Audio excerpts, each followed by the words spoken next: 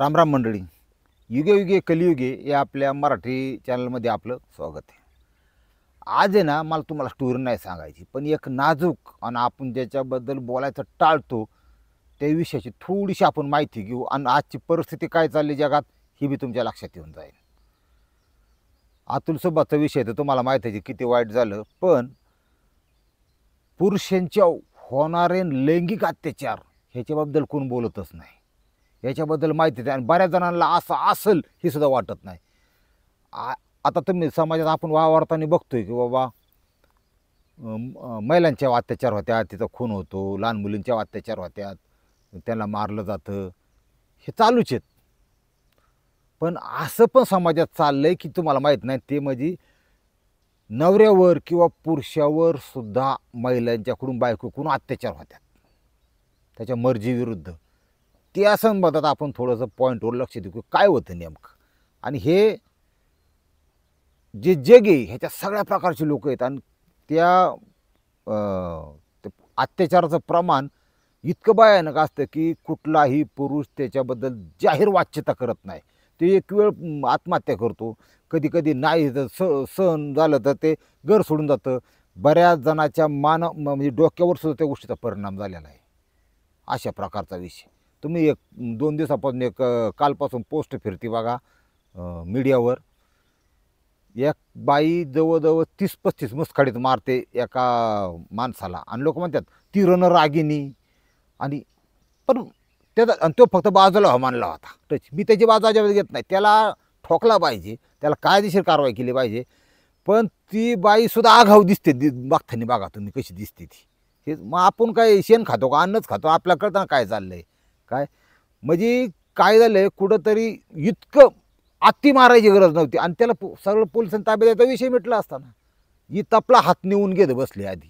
असा विषय ती घटना बघितल्यावर तुम्हाला कळेल. दुसरी गोष्ट,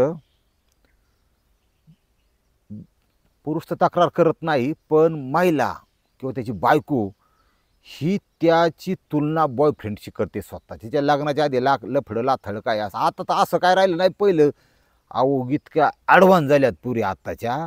काय काय जे बाबा लय सोज्वळण सरळ मार्गे चालणार त्यांचं जीवन अक्षरच्या भविष्यात काय होईल मला. त्याला जर एखादी अशी नागिन जर भेटली ना तर ती त्याला अनेक प्रकारे छळते. ती आता मी म्हणजे त्याची नावं सांगू शकत नाही, गोष्टी ही टुरीचे, पण त्यांचं प्रमाण कसं आहे त्यामुळे त्यांना बदनाम करायचं नाही म्हणून तुम्हाला त्यातले विषय सांगतोय समजून. वैवाहिक आयुष्य किंवा शरीर संबंध हे प्रत्येक नवरा बायकोचा जन्मसिद्ध अधिकार आहे, त्याच्याबद्दल आपल्याला काय म्हणणं नाही. दिवसभर पैसे कमावात सगळं, पण रात्री ते संबंध आणि ती उत्पत्ती होण्याचं एक प्रमुख साधन आहे. आणि आजकाल तर कसं आहे, कुत्रं बित्र बादव्यात आपण बसतो बघतो चिकाटलेली, माणूस त्या कुत्र्यापेक्षा खतरनाक आहे. लक्षात घे, त्याला 12 महिने आहे का दम.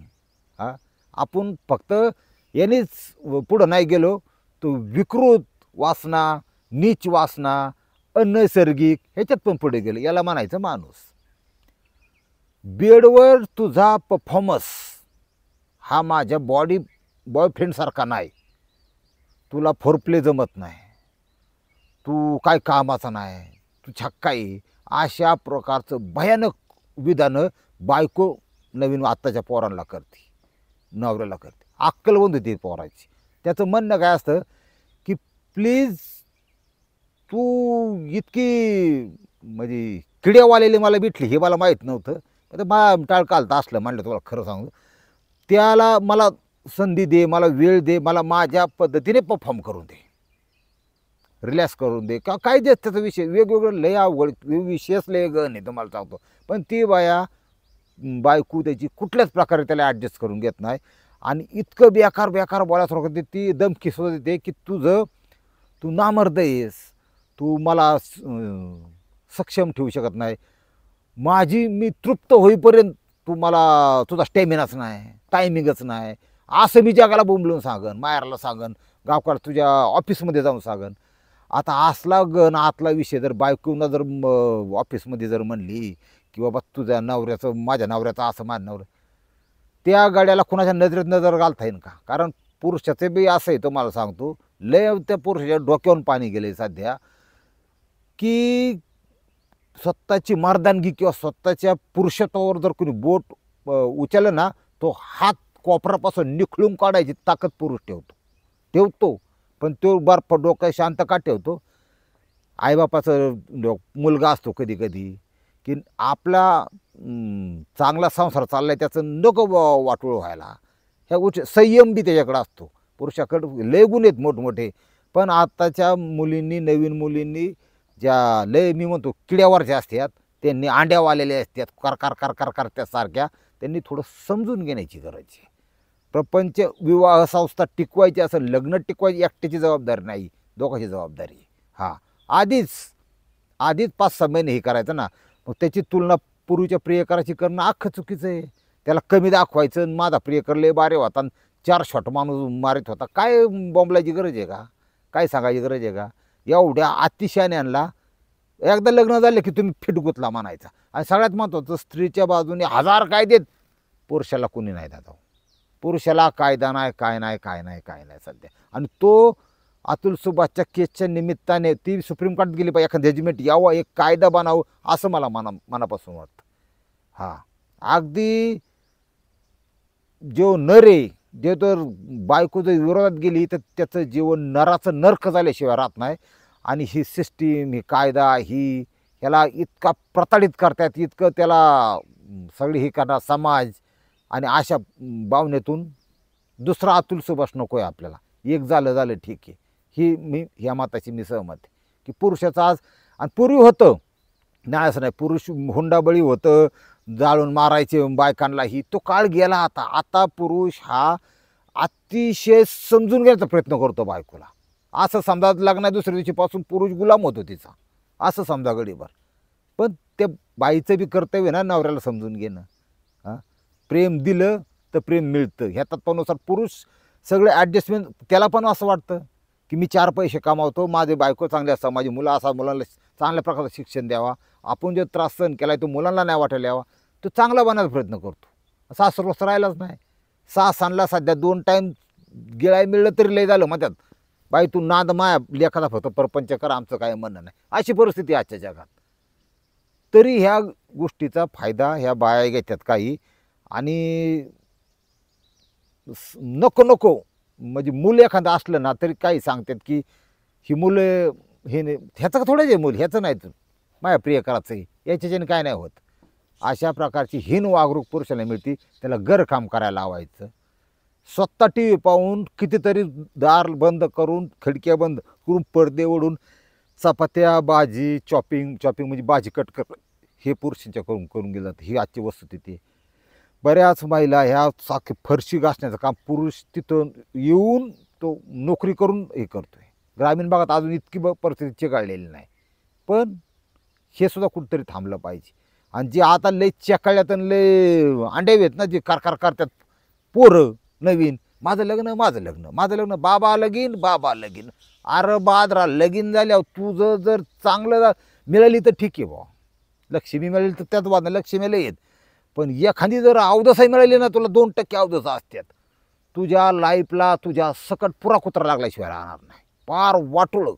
हां, अशी परिस्थिती ह्या जगामध्ये चालली. आणि ह्याच्यातून बाहेर निघण्यासाठी मुलीच्या आईची, ह्या सगळ्याची तुम्ही सगळी चौकशी केली पाहिजे. नाही फार भयानक. ती एक बायको तर नवऱ्याला म्हणायची, स्त्री तुला कळतच नाही, तुला सेक्सच करता येत नाही, मी बेडरूमवर असते, तू फोरप्ले हे करत नाहीत. एक परिस्थिती अशी की अक्षरशः मुखमैथून हा प्रकार, त्याला ओरल सेक्स इंग्रजीत म्हणतात, तू कर, त्याला ऑर्डर दिली जाते, ऑर्डर तू कर, पण मी करणार नाही. पुरुषाला स्त्रीला समाधानी करत किंवा ऑर्गॅनिझमपर्यंत नेत असताना त्या ज्या पूर्ण ज्या डिमांड येतात, ज्या मागण्या येतात, त्या सगळ्या पूर्ण करणं शक्य नाही. लिहून घ्या माझ्याकडून, शक्य नाही. त्यांनी विचार केला पाहिजे. तो ॲडजस्ट करायला तयार आहे ना, सगळ्या शक्य नाही. काहींना अक्षरशः जेवण करून जर ऑर्गॅनिझम त्याला मिळवण्यासाठी तिची ऑर्डर जर द्यायची म्हणली, आणि हे चाटन ते चाट, ते उलटे होतात अक्षरशः, त्याला बाहेर आतडीची गोळ्या होतात जबरदस्ती. अशा प्रकारचे अत्याचारसुद्धा पुरुषाच्या बाबतीत केलं जातं, ह्याला कोणतरी वाचा फोडली पाहिजे हो. हां, हे सुद्धा लक्षात घेतलं पाहिजे ना. एवढं अति बी नाही केलं पाहिजे की जेणेकरून पार त्या संसाराची माती होईल. बघा, विचार करण्यासारख्या गोष्टी आहेत. शेवटी साकटला साकट जर व्यवस्थित बसायचं, प्रपंच ही असा गाडी आहे, ती दोन्ही चाकं चांगली असणं गरजेचं आहे. आता एक चाक मग पुरुषाचं दुरीत चाललं आहे आणि दुसरं चाक रोजच त्याला चिट्टीत आहे, एवढं शक्य नाही ना. त्याला बी लिमिट आहेत काय. इकडं एक चाक म्हणजे न संपणारी वाटे, यांनी काय करायचं, यांनी काय लाकडं बिकडे का काय, ती काही असतात ना विषय. बघा, म्हणजे कसं होतं की ह्या संदर्भात सुद्धा बोललं गेलं पाहिजे. पुरुषावर होणारे अत्याचार स्वतःच्या बायकोकडून ह्याच्यावर अजून कोणी बोललंच नाही, म्हणून मला बोलूशी वाटलं. आणि माझ्याकडे केस आली त्या संदर्भातून म्हणलं, हा पॉईंट चुकला आपला. 100% पुरुषासुद्धा काही स्त्रियांच्याकडून स्वतःच्या बायकोकडून अत्याचार होतात, यासंबंधी सुद्धा बोललं गेलं पाहिजे. का बोलायचं नाही? हां, पुरुष आयोग बी स्थापन झाला पाहिजे. तिथं चुकतंय ते चुकलं म्हणलं पाहिजे, खऱ्याला खरं खोट्याला खोटं म्हणलं पाहिजे. बघा काय बोध घेता येतो ह्याच्यातून. रामकृष्ण हरी माऊली.